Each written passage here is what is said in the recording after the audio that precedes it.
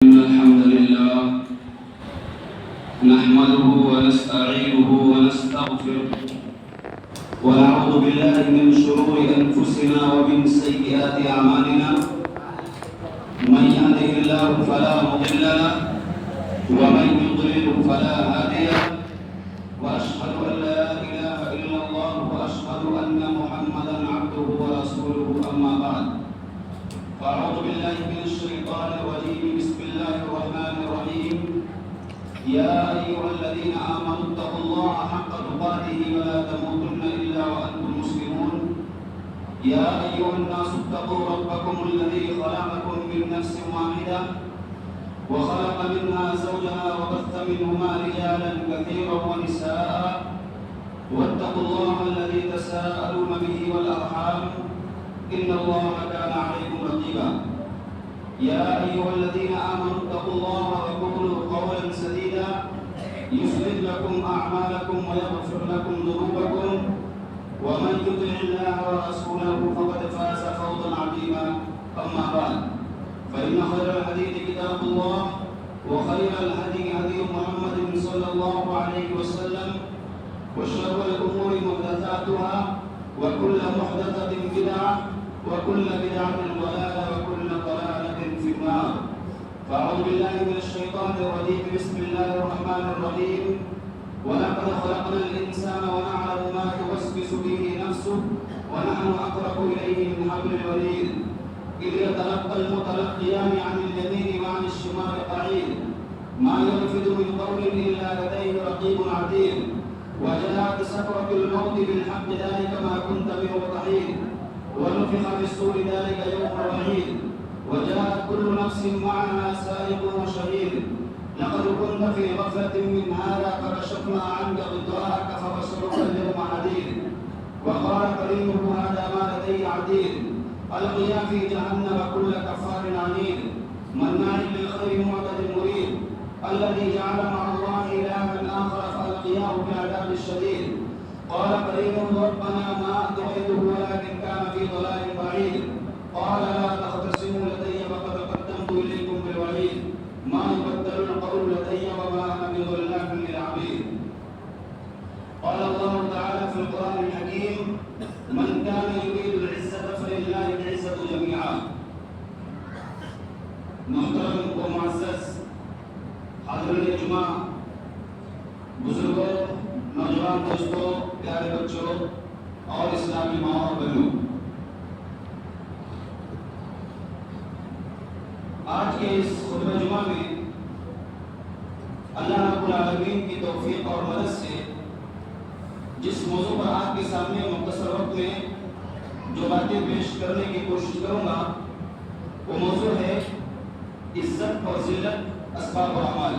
اللہ رب العالمین سے دعا ہے کہ اللہ رب العالمین مجھے حق اور صحیح بات کہنے کی توفیق عطا فرمائے اور ہم تمام سامعین و سامعات کو اس پر عمل کرنے کی توفیق عطا فرمائے آمین محترم سامعین عزت یہ عربی زبان کا لفظ ہے جس کے معنی بلند ہونے اور غلبہ پانے کو کہتے ہیں عزت کوئی ایسی چیز نہیں ہے جسے مال و دولت جمالی صحت اور تندرستی سے خریدا جا سکے بلکہ یہ چیز تو مسلمان کے پاس بھی ہے اور غیر کے پاس بھی ہے اصل عزت اللہ رب العالمین کی طرف سے ہے اللہ رب العالمین کے جاری کردہ فرمان پر عمل کرنے کی وجہ سے ہے اللہ رب العالمین کی اطاعت اور رسول اللہ صلی اللہ علیہ وسلم کی فرما برداری کرنے میں ہماری اور آپ کی عزت ہے اس لیے آپ دیکھیں کہ صحابہ کرام رضوان اللہ علیہ مجمعین سب کے سب مالدار نہیں تھے سب کے پاس دنیاوی آشائش دنیا کی چیزیں موجود نہیں تھی لیکن اپنے دور میں اس دور میں ان سے معزز اور ان سے عزت دار کوئی ہوا نہیں کرتا تھا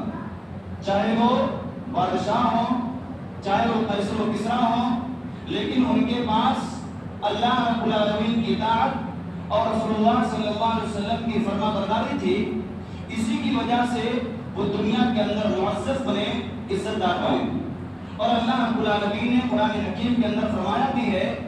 کہ من کان یرید العزت فللہ العزت جمیعا، کہ جو شخص عزت چاہتا ہے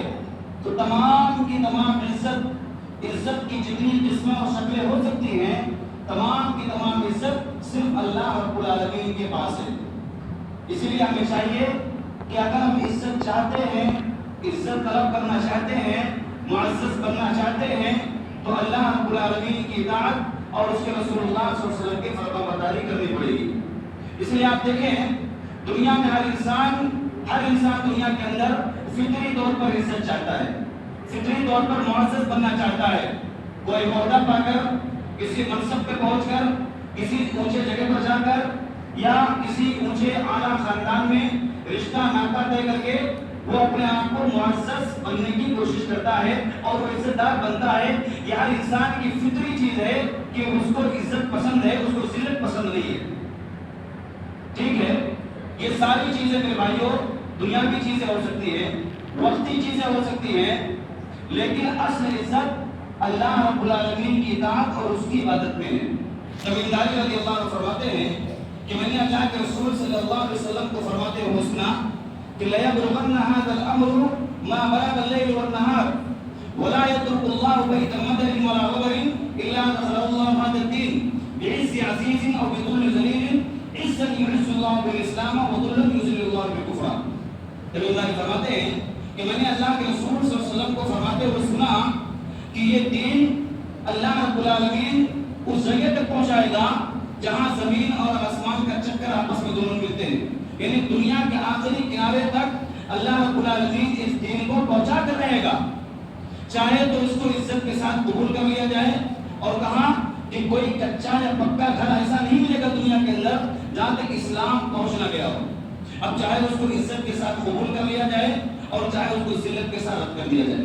عزت کے ساتھ قبول کر انسان کرے گا وہ معزز بنے گا اللہ رب العالمین کی نظر میں، اور جو ذلت جو اس کو نہیں قبول کرے گا وہ دنیا کے اندر ذلیل و خوار ہو جائے گا اور آخرت میں بھی ذلیل و خوار ہو جائے گا۔ اس کے بعد تمیمداری رضی اللہ عنہ خود اپنے گھر کا معاملہ کہتے ہیں قد عرفت ذلك فی اہل بیتی، میں نے عزت اور ذلت کو خود اپنے گھر کے اندر اس طرح پہچانا کہ فمن اسلم، جو مسلمان ہوا، لہ الخیر والشر لہ الخیر، اس کے لیے اچھی اور بھلائی اور اس کو دنیا کی تمام چیزیں اس کو نصیب ہوئی، اور جو مسلمان نہیں ہوا، جو اسلام نہیں لایا، اس کو جزیہ، اس کو ٹیکس اور یہ ساری چیزیں، یہ ساری مصیبتوں کا سامنا کرنا پڑا۔ کیونکہ اگر کوئی غیر مسلم اسلامی حکومت کے اندر رہ رہا ہے تو اس کو ٹیکس اور جزیہ دے کر رہنا پڑے گا۔ وہ خود اپنے گھر کے بارے میں فرماتے ہیں کہ عزت جو ہمارے گھرانے میں سے جو مسلمان ہوا، جو اسلام لایا، وہ دنیا کے اندر بھی خیر اور عافیت کے ساتھ زندگی گزاری، اس کو عزت ملی، شرف ملا، مرتبہ ملا، اور جو مسلمان نہیں ہوا اس کو چھوٹا پن تصور کیا گیا، جزیہ اور ٹیکس اس کو دینا پڑا۔ اس لیے میرے بھائیوں حقیقی عزت اللہ رب العالمین کی اطاعت میں، اس کی عبادت میں۔ عمر فاروق رضی اللہ عنہ ایک بار ملک شام جا رہے تھے، ان کے ساتھ ایک صحابی تھے، جب وہ راستے میں جا رہے تھے پہنچے ایک جگہ کیچڑ والی جگہ پر ملی، وہ اپنے اونٹ سے اتر کر اور اپنے کپڑے کو اوپر چڑھا کر کیچڑ والی جگہ میں گھس گئے۔ جو صحابی ان کے ساتھ تھے انہوں نے کہا کہ عمر بن خطاب، اے امیر المومنین، آپ مومنوں کے امیر ہیں، آپ ملک شام جا رہے ہیں، اپنے کپڑے کو آپ نے اوپر رکھا ہے، لوگ آپ کو دیکھیں گے تو آپ کو عزت نہیں دیں گے، آپ کو معزز نہیں مانیں گے، کیا لوگوں کی نظر میں آپ کی کیا عزت، کیا مقام رہ جائے گا؟ تو انہوں نے کہا کہ اگر تمہارے سوا، غالباً ابو عبیدہ بن جراح تھے، کہا اے ابو عبیدہ اگر تمہارے سوا یہ بات کوئی کہتا تو میں اس کو دنیا کے لیے دردناک بنا دیتا۔ اور پھر کہا اِنَّا كُنَّا أَذَلَّ قَوْمٍ فَأَعَزَّنَا اللَّهُ بِالْإِسْلَامِ، کہ ہم لوگ سب سے ذلیل قوم تھے دنیا کے اندر، سب سے بدترین اور حقیر قوم تھے دنیا کے اندر، اللہ رب العالمین نے اس اسلام کے ذریعے ہم کو معزز بنا دیا۔ اس اسلام کے ہم عرب کے بدو تھے، عرب کے چرواہے تھے، بکریاں اور اونٹ چرانے والے تھے، ہمیں کیا پتا تھا کہ انسانیت کیا ہوتی تھی، ہمیں کیا پتا تھا کہ دنیا کیا ہے، ہمیں کیا پتا تھا کہ اچھا برا کیا ہوتا ہے۔ اسی اسلام کے ذریعے اللہ رب العالمین نے ہمیں عزت دیا۔ فما نطلب العزة بغير ما أنزل الله فأذلنا الله. اور کہا کہ جو اسلام کو چھوڑ کر کہیں اور سے عزت طلب کرے گا، کہیں اور سے عزت چاہے گا، تو اللہ رب العالمین اس کو ذلیل کر دے گا، اس کو ذلیل خوار کر دے گا. یہ عمر فاروق رضی اللہ عنہ کے بھائیوں ہیں. ہم سب جانتے ہیں جب یہ مسلمان ہوئے اور یہ اسلام سے مشرف ہوئے، اسلام کی دولت ان کے پاس آئی، تو مسلمان کھلا مدینہ کے اندر نماز پڑھنے لگے. مسلمانوں کو عزت نصیب ہوئی، مسلمانوں کو اللہ رب العالمین نے ان کے ذریعے سے معزز بنا دیا. مسلمان کھلا عبادت کرنے لگے. اس سے پہلے ڈر کر اور چوری عبادت کیا کرتے تھے. اور یہ عمر فاروق رضی اللہ عنہ ہیں کہ جن کے بارے میں اللہ کے رسول صلی اللہ علیہ وسلم اور ابو جہل کے بارے میں اللہ کے رسول صلی اللہ علیہ وسلم نے دعا کیا تھا کہ اللہ رب العالمین ان دونوں آدمیوں میں عمرو بن ہشام یعنی ابو جہل اور عمر بن خطاب، ان دونوں میں سے جو تیرے نزدیک سب سے زیادہ پسندیدہ ہے، محبوب ہے، اللہ رب العالمین تو ان کے ذریعے اسلام کو معزز بنا دے، اسلام کو ان کے ذریعے عزت دے دے. اس لیے کہ یہ لوگ بڑے ہی اپنے سماج میں، اپنے معاشرے میں، اپنی سوسائٹی میں بڑے دلیر لوگ تھے، بڑے بہادر لوگ تھے. اور وہی ہوا جب عمر فاروق رضی اللہ عنہ مسلمان ہوئے تو مسلمانوں کو عزت نصیب ہوئی، طاقت نصیب ہوئی، غلبہ نصیب ہوا. اس لیے میرے بھائیو عزت صرف اور صرف اسلام میں، اللہ کی اطاعت کرنے میں، اللہ کے رسول کی فرما برداری کرنے میں ہے، اور کہیں سے عزت نہیں مل سکتی میرے بھائیو. ایک چند واقعہ جابر بن عبداللہ رضی اللہ عنہ فرماتے ہیں کہ ایک انصاری نے ایک مہاجر صحابی کے پیچھے کی جانب لات سے مار دیا، مذاق میں سے لات سے مار دیا پیر سے. اس مہاجر اپنی جماعت والوں کو بلانے لگا کہ اے مہاجروں ادھر آؤ. انصاری اپنی جماعت والوں کو بلانے لگا، اے انصاریوں ادھر آؤ، اس نے مجھے پیر سے مارا ہے، اس نے مجھے لات سے مارا ہے. ابھی چونکہ وہ زمانے جاہلیت سے آئے ہوئے تھے، ابھی مکمل طور سے اسلام کی چیزیں ان کے دلوں کے اندر مضبوط نہیں ہوئی تھی. میرے بھائی جو مکہ والے ایسے تھے کہ اونٹ کے پانی، میرا اونٹ پہلے پانی پیے گا، تمہارا اونٹ بعد میں پیے گا. اس کی وجہ سے چھوٹی چھوٹی باتوں کی وجہ سے صدیوں جنگ چلا کرتی تھی، پیڑیاں پٹ جاتی تھی. ہار ماننے والے لوگوں میں سے نہیں تھے وہ لوگ. وہ اس کو مار دیا، وہ اپنے قبیلے والوں کو بلایا، کہا انصاریوں ادھر آؤ. اس نے کہا مہاجروں ادھر آؤ. اللہ کے رسول صلی اللہ علیہ وسلم نے سنا تو کہا یہ کیسی بدبودار آواز ہے، یہ کون پکار رہا ہے؟ اللہ کے رسول صلی اللہ علیہ وسلم نے اللہ کے رسول کو لوگوں کو بتایا، اے اللہ کے رسول صلی اللہ علیہ وسلم یہ ایک انصاری نے ایک مہاجر کے پیچھے کی جانب لات مار دی ہے، تو آپس میں ایک دوسرے کی مدد کے لیے تمہیں قوم والوں کو بلا رہے، لڑائی کے لیے بلا رہے. اللہ کے رسول نے کہا کہ دعو، چھوڑ دو، یہ آواز بہت بدبودار ہے، اس کو چھوڑ دو، اس پر دھیان مت دو. لیکن وہیں پر عبداللہ بن ابی جو رئیس المنافقین تھا، اس نے کہا کہ محمد نے انصاریوں کو طرفداری کیوں نہیں کی؟ کیونکہ محمد جب ہجرت کر کے مدینہ آئے تھے تو انصاریوں نے ان کی مدد کی تھی، انصاریوں نے ان کے صحابیوں کی مدد کی تھی. محمد نے اپنے گھرانے اور اپنے مکہ والوں کی طرفداری کی ہے، انصاریوں کی طرفداری کیوں نہیں کی؟ یہ بات جب عبداللہ بن ابی نے کہی کہ انصاریوں کی طرفداری کیوں نہیں کی، عمر فاروق رضی اللہ عنہ کھڑے ہوئے فقال عمر فقال یا رسول اللہ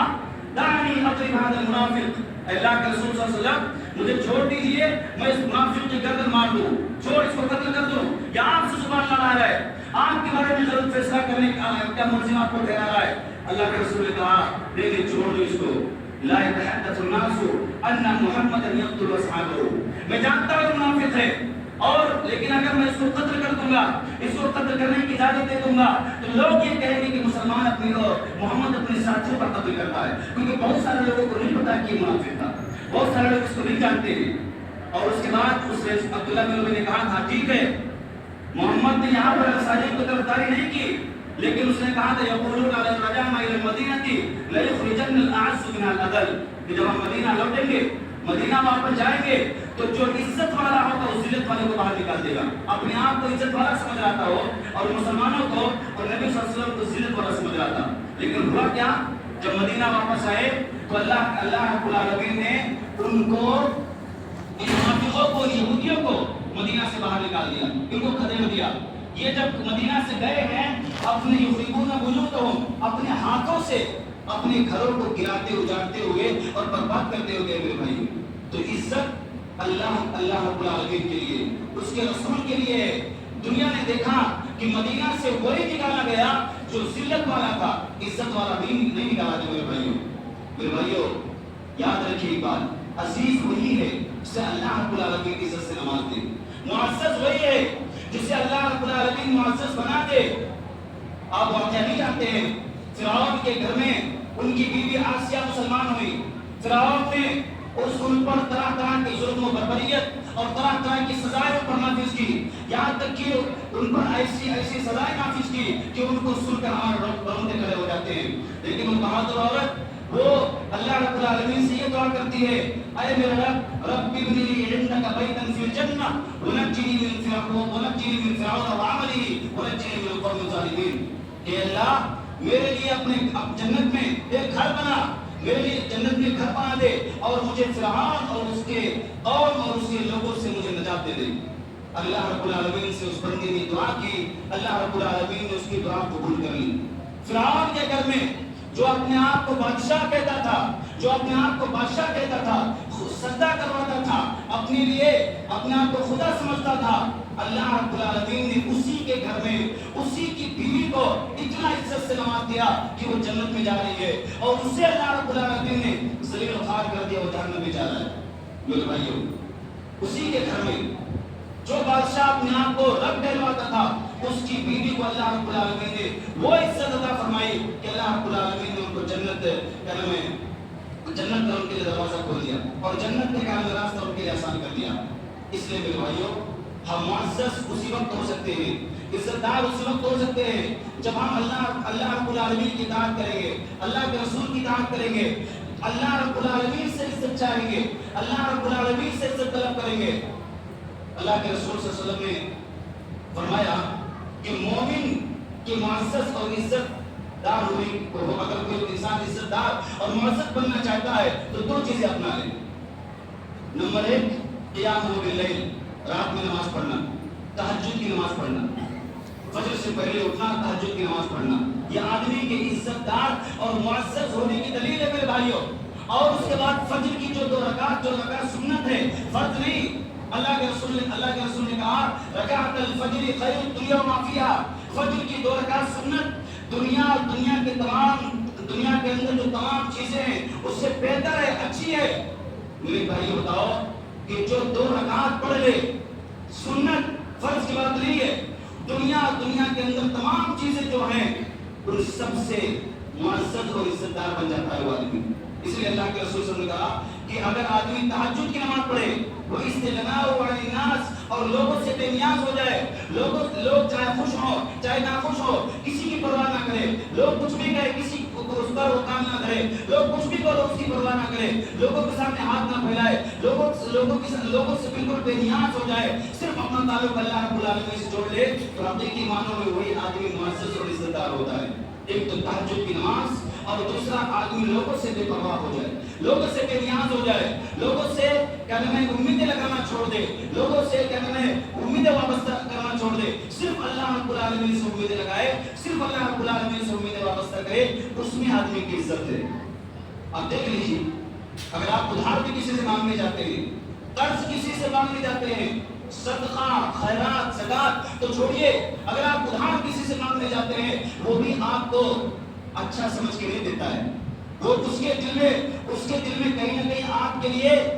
عزت نہیں رہ جاتی ہے، آپ اسے مانگتے ہیں، آپ اسے مطالبہ کرتے ہیں۔ میرے بھائیوں انسان کو چھوڑ دے، اللہ انسان سے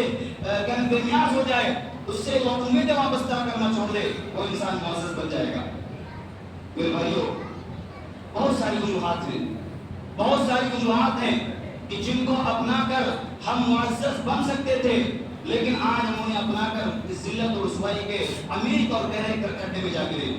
جانتے ہیں میرے بھائیوں، عزت اور ذلت یہ دونوں الگ الگ سکے کے دو رخ ہیں، یہ دونوں ایک جگہ جمع نہیں ہو سکتے ہیں۔ آج ہمارے ذلت و خواری اور رسوائی کا سب سے بڑا سبب یہ ہے کہ ہم نے شرک نہیں چھوڑا ہے، ہمارے اندر شرک موجود ہے، توحید ہماری خالص نہیں رہ گئی۔ میرے بھائیوں اللہ رب العالمین کی توحید میں آپ جانتے ہیں کفار مکہ بھی اللہ کو معبود، اللہ کو رب مانتے تھے، یہ جانتے تھے کہ بارش برسانے والا اللہ رب العالمین ہے، بیٹا بیٹے دینے والا اللہ رب العالمین ہے، ربوبیت میں اللہ کو رب مانتے تھے لیکن الوہیت میں اللہ کو رب نہیں مانتے تھے، صرف اللہ کی عبادت نہیں کرتے تھے۔ توحید کے اندر کوئی لچک نہیں ہونی چاہیے میرے بھائیو، توحید خالص ہونی چاہیے۔ اللہ رب العالمین نے قرآن حکیم میں فرمایا کلا سیکفرون بعبادتہم ویکونون علیہم ضدا، کہ یہ دنیا کے اندر جن لوگوں نے دوسروں کو، باباؤں کو یا دوسروں کو کسی کے اعتبار سے معبود بنا رکھا ہے، یہ سارے کے سارے لوگ کل قیامت کے دن ان کی عبادت کا انکار کریں گے۔ بلکہ میں نے تھوڑی کہا تھا عبادت کرنے کے لیے، کس نے کہا تھا میری عبادت کرنے کے لیے؟ میں نے نہیں کہا تھا عبادت کرنے کے لیے۔ اور انکار تو چھوڑیے، وَيَكُونُونَ عَلَيْهِمْ ضِدًّا، لڑنے کے لیے بالمقابل کھڑے ہو جائیں گے۔ میں نے نہیں کہا تم لوگ عبادت کرنے کے لیے، کیوں میری عبادت کی؟ جو جہاں کی عزت پانے کے لیے دنیا میں تم نے ان کی کیا عبادت کی تھی اللہ کو چھوڑ کر، اللہ کے سامنے وہی معبود تم کو بے عزت کرے گا، وہی معبود تم کو تمہاری بے عزتی کا سبب بنے گا۔ اس لیے میرے بھائیو ہمیں شرک سے بچنا ہے، توحید اپنانی ہے۔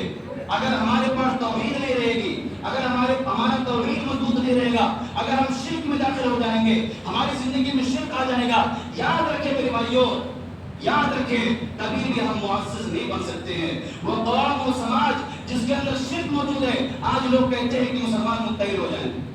آج لوگ کہتے ہیں مسلمانوں میں بڑا اختلاف ہے، مسلمانوں میں بڑا انتشار ہے، پورے مسلمان متفق ہو جائیں، مسلمان ایک ہو جائیں۔ میرے بھائیو کس جگہ پہ ایک ہو جائیں؟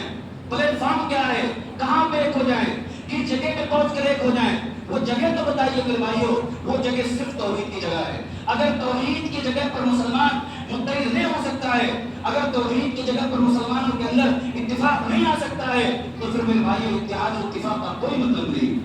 کوئی مطلب نہیں میرے بھائیو۔ اللہ رب العالمین ہر گناہ معاف کر سکتا ہے میرے بھائیو۔ آپ جانتے میں نے فرعون کا مثال دیا، فرعون کے بعد جب موسیٰ اور ہارون کو اللہ رب العالمین نے فرعون کے پاس بھیجا تھا کہ جاؤ اس کو تبلیغ کرو،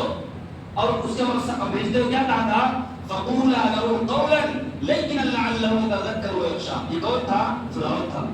جو اپنے آپ کو رب کہلواتا تھا، اپنے آپ کو خدا کہلواتا تھا، عبادت اپنی کرواتا تھا۔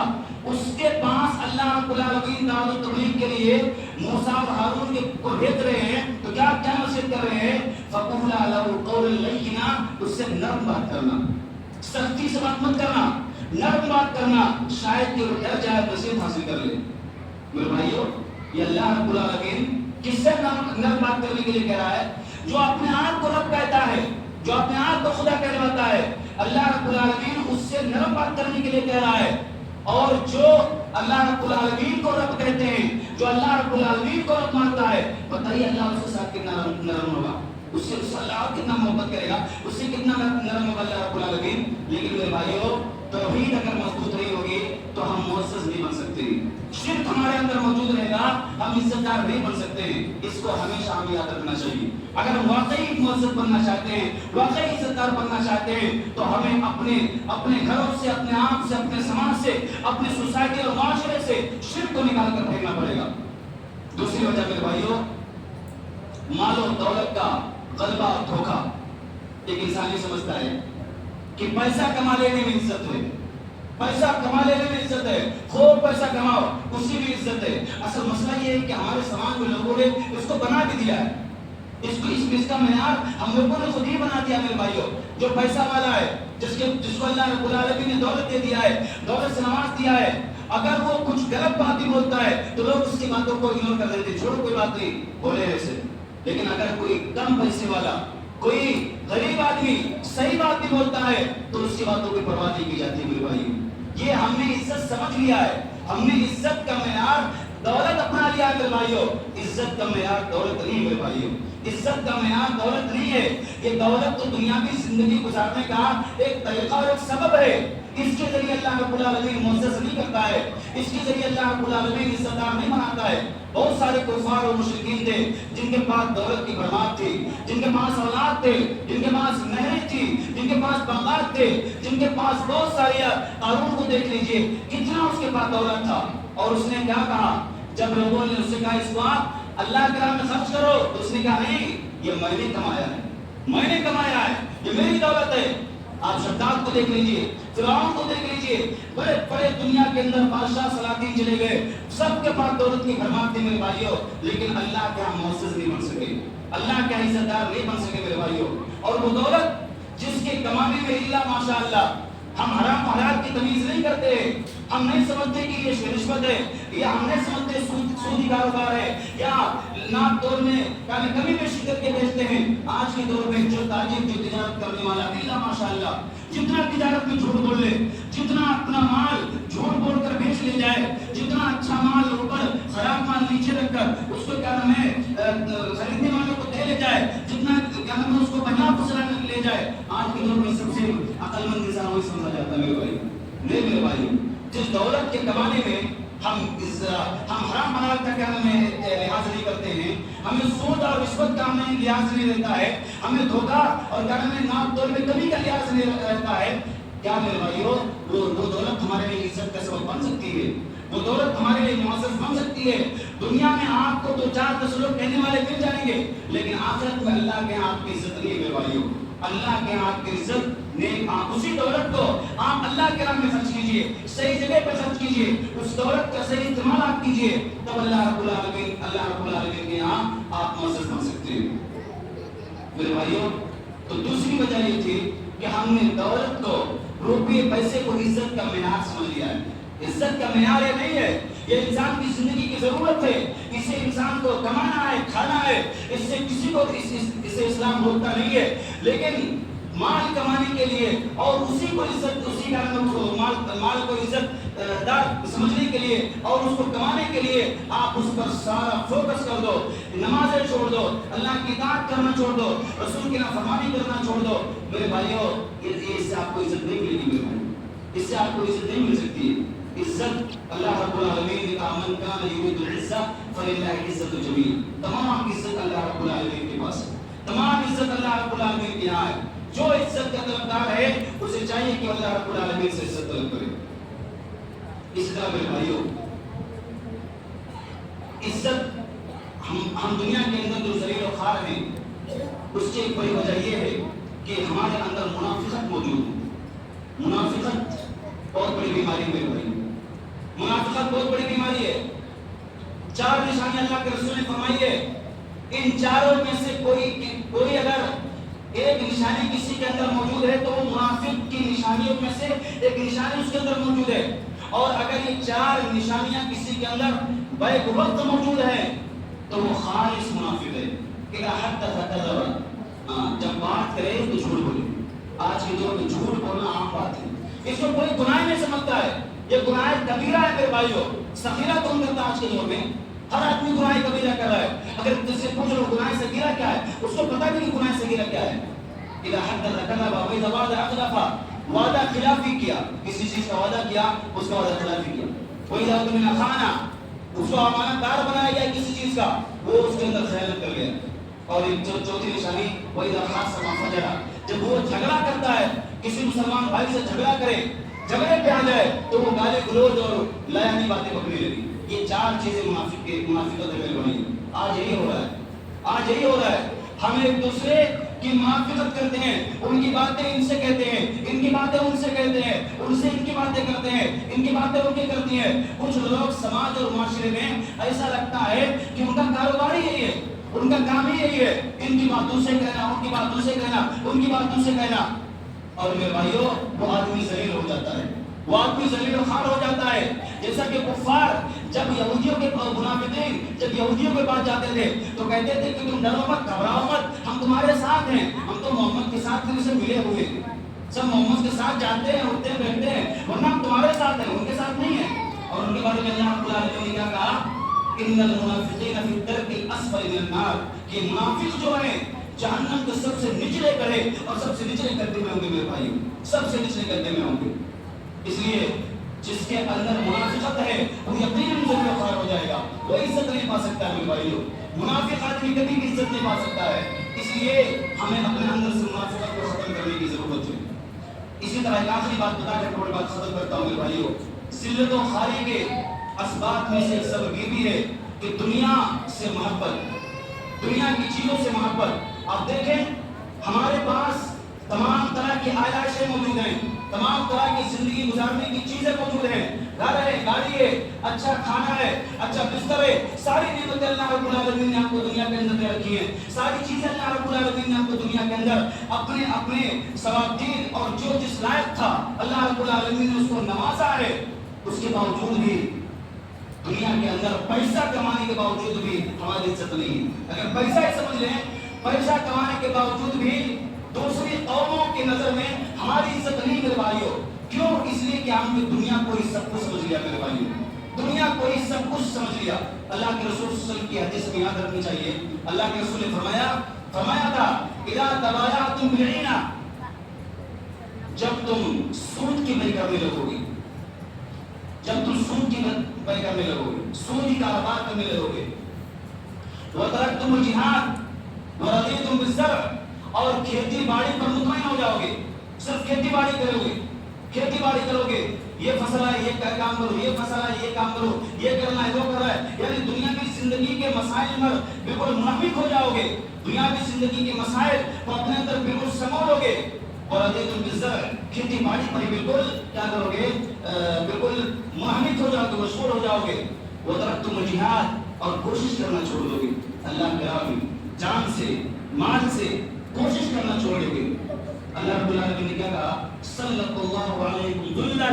لا ينزعه حتى ترجعوا الى دینکم،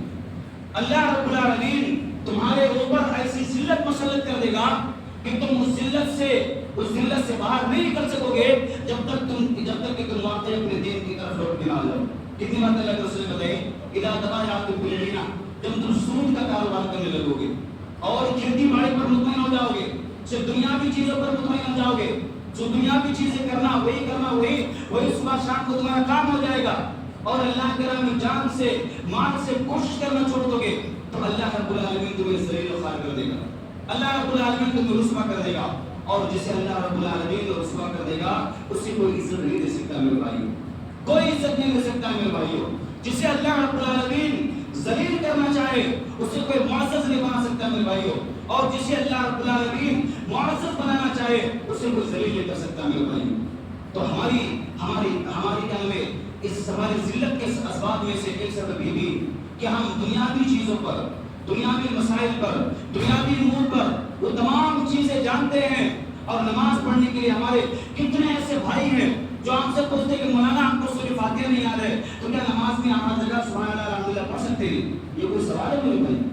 یہ کوئی سوال ہے؟ ایک مسلمان جس کی عمر 50 60 سال 40 سال ہو گئی ہے اس کو سورہ فاتحہ نہ یاد ہو، اس کو سورت نہ یاد ہو، دو چار سورت نہ یاد ہو، اور وہ نیت باندھے تو بھی سبحان اللہ، رکوع میں جائے تو بھی سبحان اللہ، سجدے میں جائے تو بھی سبحان اللہ،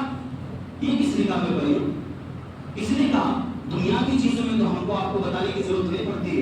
دنیاوی چیزوں پہ تو آپ ماشاءاللہ بہت ماہر ہوتے ہیں، دنیاوی چیزوں پہ تو آپ ماشاءاللہ بہت دانا ہے، بہت چالاک ہے، بہت ہوشیار ہیں، اور یہ جو چیزیں ہیں میرے بھائیوں آپ کو نہیں پتا کہ نماز کیسے پڑھنی ہے، آپ کو نہیں پتا کہ کون سی قیام میں کیا پڑھنا ہے، رکوع میں کیا پڑھنا ہے، سجدے میں کیا پڑھنا ہے، آپ کو نہیں پتا ہے، اور جواب وہ صاحب ہم پڑھے لکھے نہیں ہیں، ہم نہیں جانتے ہیں، ہم پڑھے لکھے نہیں ہیں، قبر میں یہ مسئلہ نہیں چلے گا میرے بھائیوں، نہیں چلے گا میرے بھائیوں۔ کچھ چیزیں فرض ہیں، واجب ہیں، جن کا علم سیکھنا ہر مسلمان مرد عورت پر لازم اور فرض ہے،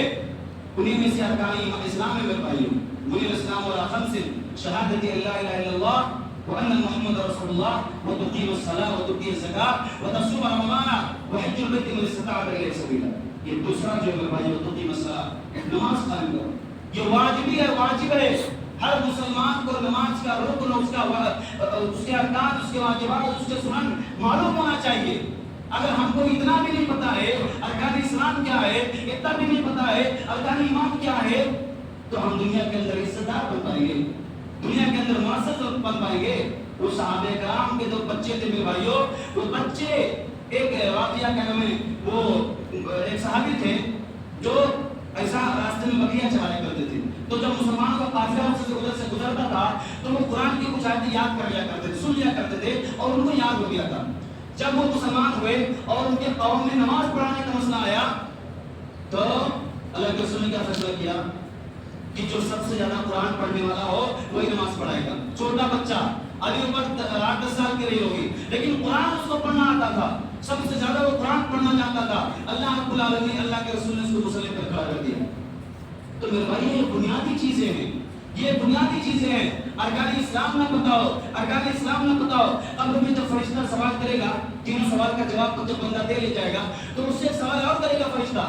بولے گا کہ تمہیں کیسے جانا کہ تیرا اللہ ہے، تیرا دین اسلام ہے، تیرے نبی محمد ہے؟ تو اس نے کہا کہ دعیت و تلیت، میں نے قرآن پڑھا، میں نے حدیث پڑھی، یا میں نے لوگوں سے سمجھا، میں نے محنت کیا، میں نے کوشش کیا، میں نے کہا میں لوگوں کے پاس بیٹھا، میں علماء سے تعلق رکھا، میں نے سیکھنے کی کوشش کی، اس لیے آج بتا پایا کہ میرا اللہ ہے اور میرا دین اسلام ہے اور میرے نبی محمد صلی اللہ علیہ وسلم ہے. اور جو نہیں بتا پائے گا تو فرشتوں سے پوچھیں گے کہ تو کیوں نہیں بتا پایا کہ تیرا اللہ ہے یا تیرا نبی محمد ہے، تیرا دین اسلام ہے، کیوں نہیں بتا پایا؟ تو وہ کہے گا کہ فما دریت ولا تلیت، نہ تو میں نے سمجھا اور نہ تو میں نے سمجھنے کی کوشش کی. میرے بھائی یہ بندہ ماں کہے گا آج مجھے نہیں پتا. تو میرے کہنے کا مطلب یہ ہے میرے بھائیوں کہ ہم واقعی جو واجبات ہمارے جو واجبی چیزیں ہیں، جو واجبی فرائض والی چیزیں ہیں، کم سے کم اپنے اندر جو دو چیزیں اپنا لیں، انشاءاللہ اللہ رب العالمین کے نظر میں معزز بن جائیں گے، عزت دار بن جائیں گے، اور دنیا کے اندر بھی اللہ رب العالمین ہمیں معزز اور عزت دار بنا دے گا. اللہ رب العالمین سے دعا ہے کہ اللہ رب العالمین ہماری کہی ہوئی باتوں پر سب سے پہلے مجھے اور پھر ہم تمام سامعین و سامعات کو عمل کرنے کی توفیق عطا فرمائے. آمین. وآخر دعوانا ان الحمد للہ رب العالمین.